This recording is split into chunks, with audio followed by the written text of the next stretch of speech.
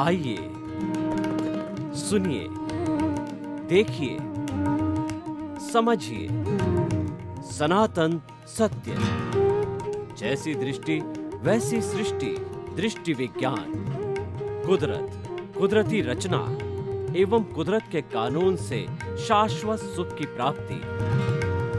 जोधपुर के परम पूज्य महात्मा उपासक प्रोफेसर डॉक्टर सोहन राज तातेड़ के निर्देशन में सनातन सत्य। जैसी दृष्टि वैसी सृष्टि, दृष्टि विज्ञान।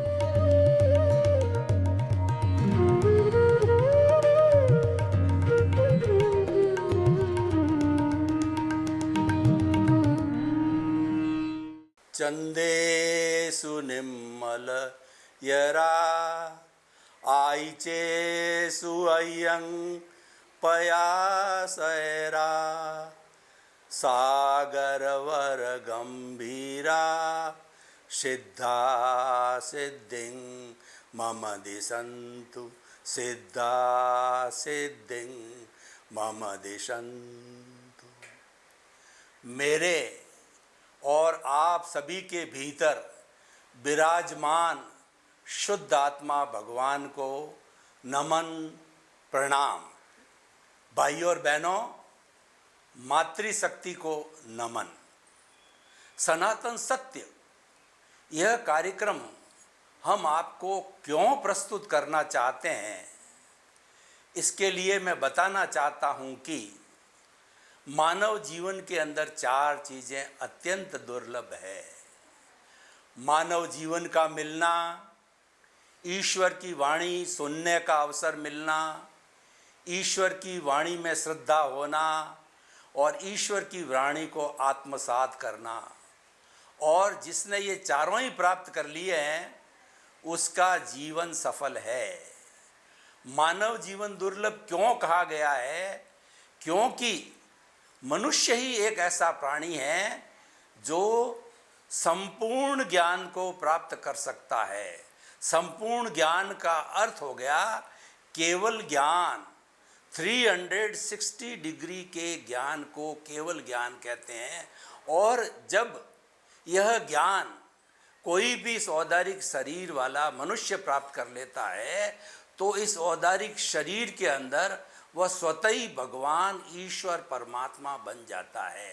मनुष्य ही एक ऐसा प्राणी है जो कि परमात्मा बन सकता है, क्योंकि हमारे भीतर जो आत्मा विराजमान है उसमें परमात्मा बनने की अर्हता है। अब हम परमात्मा कैसे बने, उसके लिए हमें सनातन सत्य, यूनिवर्सल ट्रुथ, सार्वभौम सत्य की आवश्यकता रहती है कि what is the ultimate reality of this ब्रह्मांड, of this cosmos, of this world. वो हम सनातन सत्य के माध्यम से आपको देना चाहते हैं। और ये हमारा सनातन सत्य कुदरत, कुदरती रचना और कुदरत के कानून पर आधारित है। जो सारा ब्रह्मांड है वह कुदरत है। और इस कुदरत के अंदर जो 84 लाख जीवा योनि के प्राणी जो जिनके बर्थ प्लेसेस हैं और आत्मा की संख्या अनंत है, वो उसका सनातन सत्य प्राप्त करके और वो शाश्वत सुख को प्राप्त करते हैं। ऐसा सुख जिसके बाद कभी दुख आता ही नहीं है। अतः हम उस शाश्वत सुख को प्राप्त करने के लिए सनातन सत्य कार्यक्रम देते हैं। आज का हमारा एपिसोड है मूर्ति का भगवान और जिंदा व्यक्ति का भगवान। दो तरह के भगवान की चर्चा करेंगे। देखिए, जब किसी भी मंदिर के अंदर कोई भी मूर्ति बनाई जाती, बालाजी की मूर्ति, दुर्गा जी की मूर्ति, कृष्ण की मूर्ति, राम की मूर्ति, भगवान महावीर की मूर्ति, 24 तीर्थंकर की मूर्ति, जब उसको घड़ करके तैयार करके उसकी प्राण प्रतिष्ठा करके और फंक्शन करके उसको मंदिर में जो है अच्छे जो है पुरुषों के द्वारा स्थापित की जाती है, तब वो जिन बिंब बनता है, भगवान का रूप बनता है। और हम प्रतिदिन उसकी उपासना करते हैं, पूजा करते हैं और जो कुछ भी अपनी अपनी विधि होती है हर एक की जो है क्रियाकांड करते हैं और उसको भगवान स्वरूप मान करके, आराध्य स्वरूप मान करके उसको पूजते हैं। वह है मूर्ति का भगवान। और भगवान क्यों बना? श्रद्धा के कारण। इसीलिए कहा गया है कि सम्यक दर्शन ज्ञान चारित्राणि मोक्ष मार्ग है।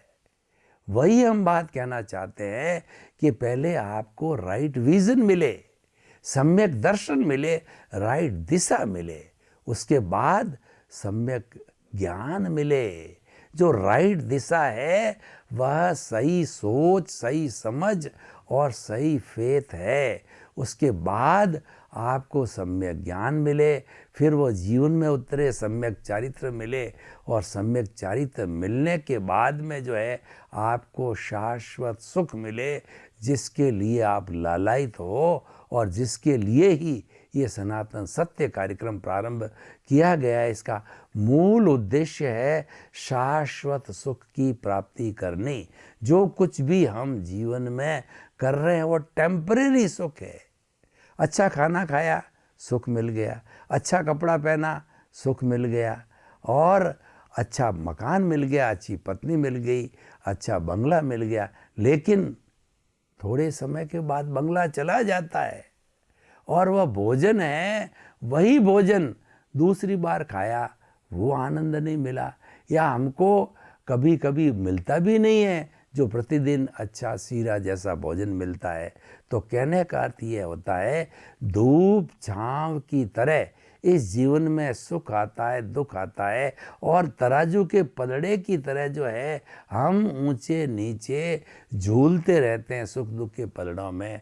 तो हम दुखी हो जाते हैं कि ये रोज़ का क्या झंझट, कि सुख मिला तो हम फूल गए और दुख मिला तो इतने डिप्रेशन में चले गए कि व्यक्ति कोमा में चला जाता है, सुसाइड तक की स्थिति में आती है। इतना बड़ा अंतर हो जाता है सुख और दुख में। तो हम चाहते हैं इससे निजात पाए। इससे निजात पाने के लिए शाश्वत सुख हम देना चाहते हैं।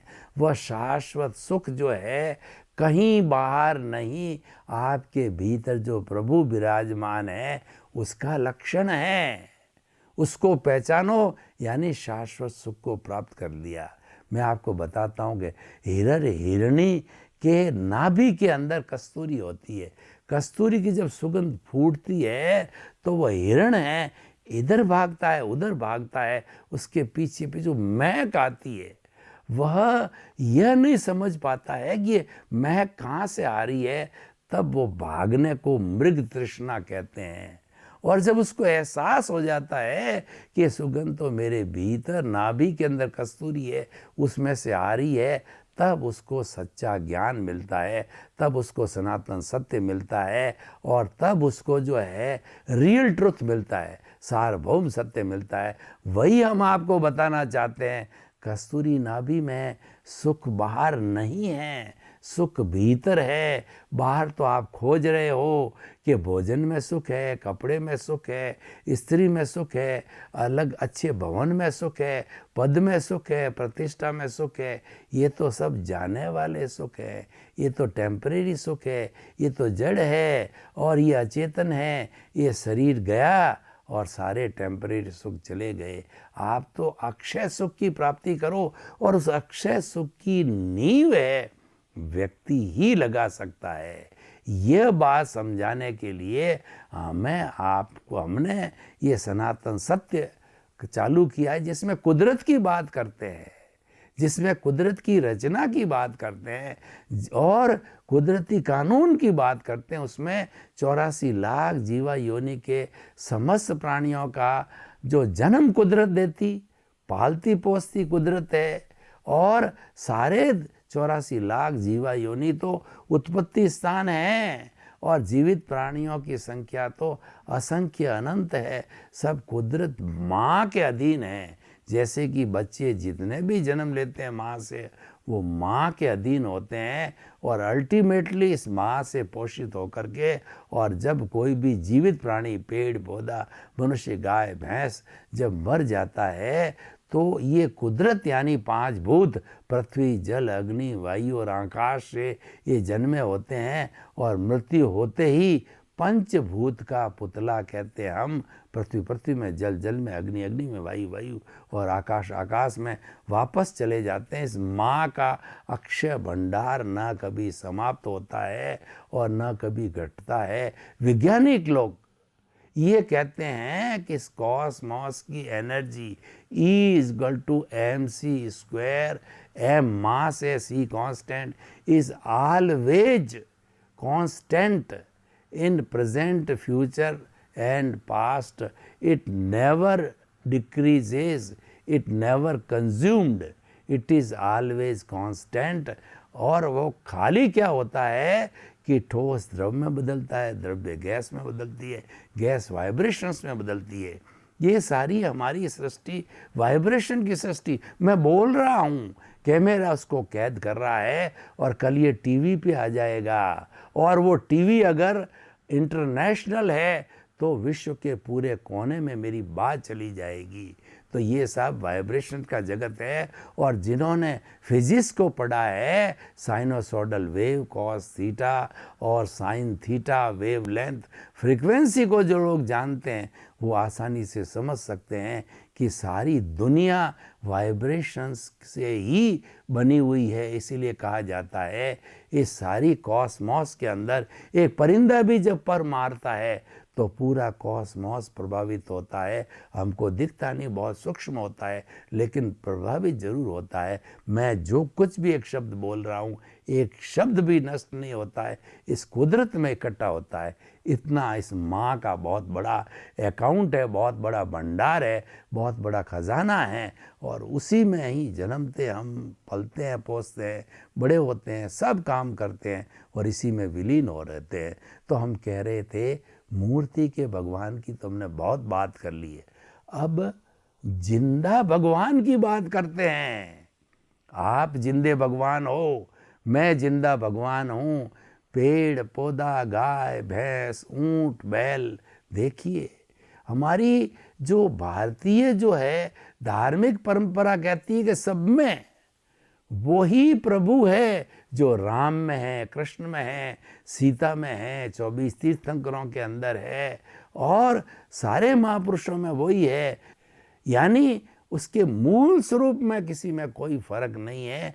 जो विविधता हमको दिखाई देती है, मैं अलग हूँ, आप अलग है, पेड़ अलग है, पौधा अलग है, ये सब अपने अपने कर्मों के कारण, अपने अपने जो कॉजेस डाले हैं, उस कॉजल बॉडी, लिंग शरीर, कार्बन शरीर के अनुसार है। लेकिन जो भीतर मूल स्वरूप में प्रभु है वही जिंदे भगवान का प्रभु है। जिस मूर्ति को हम पूज रहे हैं, राम की मूर्ति, राम मुक्ति में चले गए, भगवान बन गए, तो हम महावीर भगवान बन गए, वो मोक्ष में चले गए। तो उसकी मूर्ति तो मूर्ति का भगवान है, लेकिन कभी वो इसी स्वरूप में रह करके, राम इसी ऐसे औदारिक शरीर में रह के, महावीर इस औदारिक शरीर में रह के, सीता इस औदारिक शरीर में रह करके वो मुक्ति को गई, और मुक्ति को सिद्ध शिला में आज विराजमान होकर के वह ईश्वर है। कौन सा ईश्वर है? शाश्वत सुख का। अब कभी भी राम सीता महावीर इस धरती के ऊपर वापस जो है वो आत्मा नहीं आएगी है, जो आत्मा जैसे कृष्ण की आत्मा ऐसा बताया जाता है पुनः पुनः जन्म लेगी। पर हमारी संस्कृति कहती है कि जो आत्मा एक बार मुक्ति यानी शाश्वत सुख में चली गई है, आनंद में चली गई, सांस में, इस धरती के ऊपर वापस किसी भी रूप में जन्म नहीं लेगी। जो भगवान के रूप में जन्म नहीं लेगी वो अभी यहीं पर ही आत्मा ऊंचे जो है स्वर्ग लोक में होगी। तो मैं क्या कहना चाह रहा हूँ सनातन सत्य के माध्यम में कि उस भगवान की पूजा क्यों नहीं करते हो? हम मूर्ति पूजा का विरोध नहीं कर रहे हैं, आप करिए। हम तो किसी भी धार्मिक क्रिया कांड की पूरी दुनिया में जितने भी 365 तरह के धर्म के सब धर्म दर्शन है उसको सर्वधर्म समभाव के हिसाब से नमन करते हैं। पर आपको अल्टीमेट रियलिटी देना चाहते हैं कि वो मनुष्य के वो दरिद्र सेवा, नारायण सेवा, उस भगवान को पूजिए, जिंदा भगवान को पूजिए। इसके भीतर बैठा है उसकी पूजा कीजिए। और अगर उस भगवान को कोई आवश्यकता है, यानी जो मानवता की बात मैं करता हूँ, मानवता क्या कहती है कि हम जितने भी 7.8 जो अरब की जनसंख्या के मानव हैं, सब एक समान हैं, हम सब वसुधैव कुटुंबकम हैं, हम एक ही पृथ्वी की रूपी माँ की संतान हैं और वसुदेव रूपी ईश्वर की संतान है। तो हम भाई भाई है, हमारे बीच में भाईचारा होना चाहिए, भ्रातृत्व होना चाहिए। तो हम उस नर सेवा नारायण सेवा की बात पे आता हूँ कि जो अभावग्रस्त है, जो तकलीफ में है, कष्ट में, अरे वो भीतर तो भगवान है, वो तकलीफ पा रहा है। तो हम तो ये कहते हैं कि समस्त प्राणियों के भीतर विराजमान शुद्ध आत्मा भगवान को निर्दोष दृष्टि से दर्शन कर उनको नमन करते हैं। चूहा, बिल्ली, गाय, भैंस, ऊंट, कोई भी जा रहा है उसको हम बोल के व्यवहार पक्ष में तो अटपटा लगेगा, लोगों को कहेगा वो पागल है, लेकिन रियलिटी में हम बात करते हैं, उनको नमन करते हैं, क्योंकि वह भी कभी राम कृष्ण जैसा प्रभु बन सकता, उसमें योग्यता है। और आज कर्मों के अधीन वो जो है वैसा बना है। तो आप मूर्ति के भगवान, मूर्ति की पूजा कीजिए, वो तो बोलेगा नहीं, लेकिन जिंदा भगवान बोल रहा है कि उसको रोटी चाहिए, कपड़ा चाहिए, रोटी, कपड़ा, मकान, शिक्षा, चिकित्सा। जो अभावग्रस्त लोग हैं दुनिया में, समाज में, आपके इर्द में गिर्द के अंदर, जो कि लूले, लंगड़े, अपाहिज, मूक, बधिर और आपके अनाथ, विधवा, ऐसे बहुत से अभावग्रस्त लोग, और भारत जिसके अंदर 50% लोग गरीबी की रेखा के नीचे हैं। तो अब हम मूर्ति का भगवान और जिंदे भगवान के रूप में ये बात कहना चाहते हैं कि उनकी भी आप पूजा कीजिए। पूजा करने का अर्थ है तो उनके अभाव को मिटाइए, उनके जो कोई भी है, अगर आप सक्षम हैं तो। अगर आप सक्षम नहीं हैं तो सबके मंगलमय होने की आप खूब जो है भावना तो कर ही सकते हैं, क्योंकि आपको भगवान ने बुद्धि दी है कि उनका कष्ट दूर हो। और जो सक्षम लोग हैं, जिनके पास के अंदर धन है, कुबेरपति हैं, तो वो जो है उनके खाने की, भोजन की, उनके चिकित्सा की, उनकी पढ़ाई की, स्कूल, कॉलेज, हॉस्पिटल, और जो है वो लंगर लगा करके, और सर्दियों का दिन चल रहा है, उनको कंबल बांट करके, उनको रैन बसेरा दे करके उनकी सेवा करते हैं। वो सेवा नारायण तक पहुंचती है, नर की सेवा नारायण तक पहुंचती है, क्योंकि उसके भीतर वही नारायण है जो कि मूर्ति के पीछे है, मूर्ति के अंदर है। तो आज हम आपको ये बताना चाहते हैं कि जिंदा भगवान वो ज़्यादा कारगर है, क्योंकि वो जिंदा है अभी, और उसको कुछ आवश्यकता, अपेक्षा है। उसकी हम अपेक्षा को अगर करते हैं तो वह भी संतुष्ट होकर के, प्रभु भक्ति करके, अपना सेल्फ रियलाइजेशन करके, वह भी उस मूर्ति जैसा भगवान बन सकता है।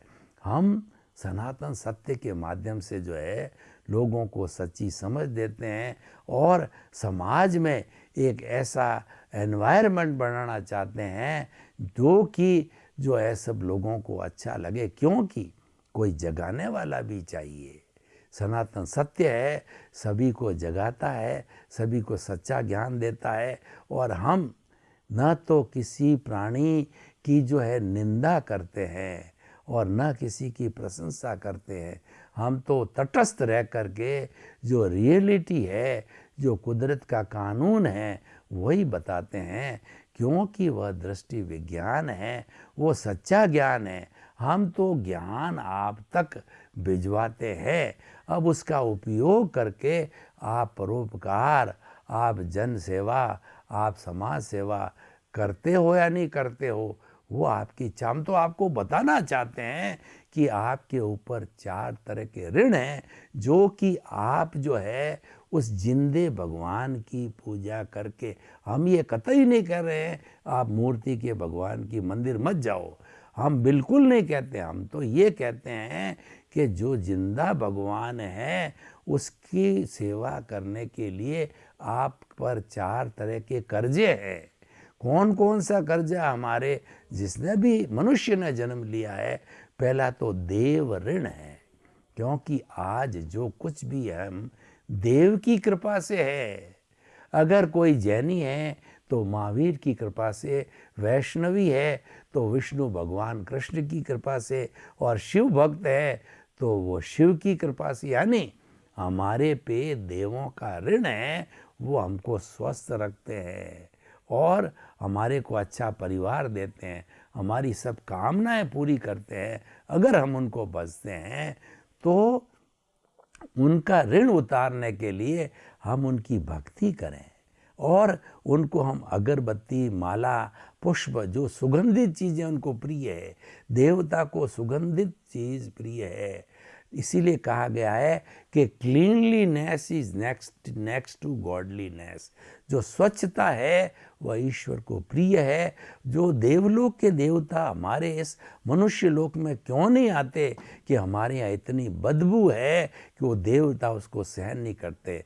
तो हमारे सामने देव ऋण है, वो भक्ति करके, और एक हमारा पितृ ऋण है जो माता पिता ने पैरों पर खड़ा किया है, माता पिता की सेवा करके, और तीसरा गुरु ने हमको सच्चा ज्ञान दिया है, हमारा अंधकार, अज्ञान रूपी अंधकार मिटाया है गुरु की सेवा करके, और चौथा जिस समाज ने हमको पहचान दी है उसकी हम सेवा करके हम उन ऋणों को उतार सकते हैं। तो आज हम कहना चाहते हैं कि आप मूर्ति के भगवान की पूजा करो तो जिंदे भगवान की भी पूजा करो।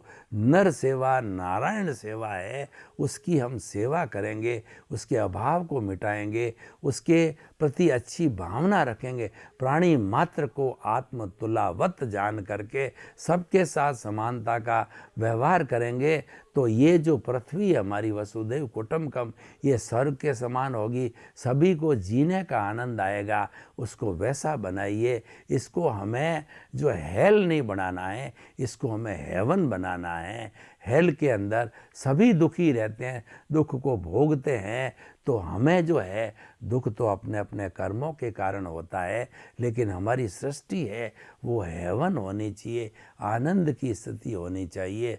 तो हम कुल मिलाकर आपको ये बात बताना चाहते हैं, सनातन सत्य देना चाहते हैं कि जो हमारा स्वरूप है वो आनंद का स्वरूप है, हमारा स्वरूप शाश्वत सुख का स्वरूप है।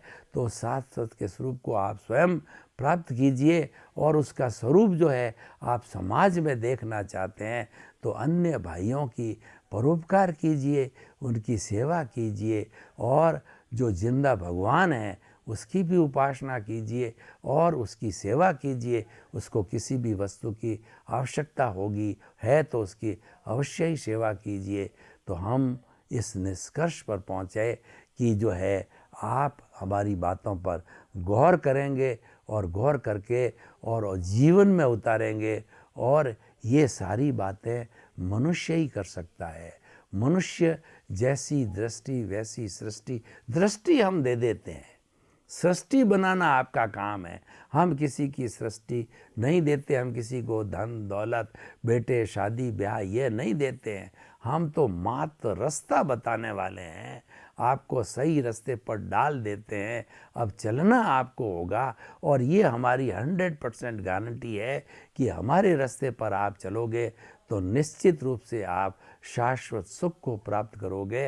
अतः आप सनातन सत्य की बात को समझिए, इन सूत्रों को समझिए और अपने जीवन को उसके अनुरूप ढालिए, उसके अनुरूप बनाइए, ताकि कि आपको जो परमानेंट सुख है वो प्राप्त होगा। ये हमारी गारंटी है, क्योंकि हम सूत्र आपको कोई नया हमारा बना हुआ नहीं देते हैं। हम तो सिर्फ आपको लॉ ऑफ द नेचर बताते हैं। जो लॉ ऑफ द नेचर है वही सनातन सत्य है, वही कुदरती रचना और कुदरत का कानून है। हम आपको उसके अनुसार बताते हैं कि कुदरत के लॉ क्या है, और उन लॉ का आप पालन करोगे तो निश्चित ही आपको जो सुख की प्राप्ति होगी। क्योंकि ये माँ है, किसी को दुख नहीं देती, किसी को दुखी नहीं बनाती है। दुखी कौन बनता है कि लॉ ऑफ द नेचर को नहीं मानता है, वह उसकी अवहेलना करता है। तो आपके प्रति मंगल भावना, शुभ कामना। सर्वे भवन्तु सुखिनः, सर्वे सन्तु निरामया। जगत के सब जीवों को सुख मिले, शांति मिले, आनंद मिले, मुक्ति मिले, हमारी शुभकामना।